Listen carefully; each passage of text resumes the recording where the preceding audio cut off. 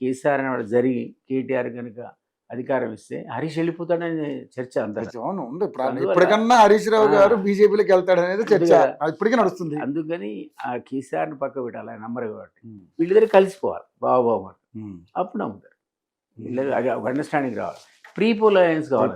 అలా post poll aligns అనుకోండి, post alliance అయింది అనుకోండి, ప్రీ ముందు కాకుండా తర్వాత అయింది అనుకోండి, అప్పటికి స్ట్రక్చర్డ్ అని ముగ్గురు కూడా ఒకటి 40, ఒకటికి 25, ఒకటికి 20 వస్తాయి.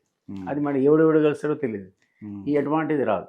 ప్రీ పోల్లో కనుక వీళ్ళు కలిసిపోతే సునామీ అని కాంగ్రెస్ 15కి పడిపోద్ది ఆంధ్రాలో. అది జరగాలి. ఇప్పుడు వస్తుంది వెళ్ళ ఎమర్జీ అవుతుంది.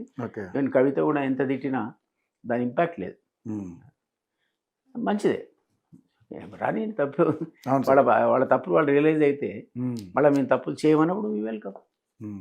సరిగా తప్పు లేదా ఒప్పుకోవాలి.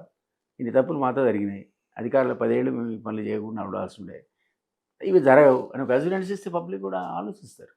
అయ్యో పాపం ఇప్పుడు కవిత చెప్పేది అదే కదా, 10 ఏళ్ళంతా అవినీతి, మా నాన్న బోలా శంకరుడు అని తెలవకుండా అంత వెనకని చేశారు, సంతోష్ గారు ఇంకో పేరు ఉంటుంది హరీష్, వీళ్ళే ఏదన్నా మనంగా అనకుండా ఆ అమ్మాయి ఉంటుంది కాబట్టి నమ్ముతున్నారు ప్రజలు. అంతే కదా సార్, ఫ్యామిలీ మెంబర్ కదా. సో ఇదివరకు మనం ఆమె కూడా ఉందనుకున్నాం, దానికి ఆమె కూడా దూరం పెట్టి కొన్ని పనులు చేశారని ఆమె బయటకు వచ్చి మాట్లాడాక మనకు అర్థమైంది. అందువల్ల ఈమె ఇంపాక్ట్ కూడా పార్టీ కొంచెం వీక్ అవుతుంది అప్పుడప్పుడు.